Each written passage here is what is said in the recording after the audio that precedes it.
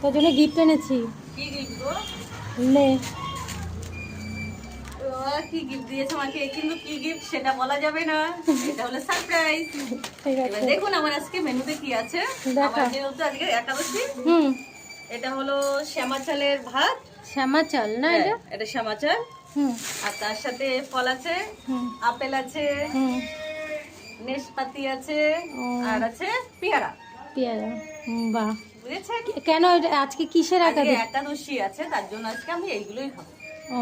আর সুজাতা দি, তুমি কি তুমি কি এনেছো? খাচ্ছো? পনির। আমি এনেছি পনিরের তরকারি, হুম ঠিক আছে, হুম। আর রয়েছে কষা কষা আলুর দম। ও মা, মা, আরে ডালা। আজকে তো ব্যাপক খাবার এনেছো দিদি। দেখো আলুর দমটা দেখো।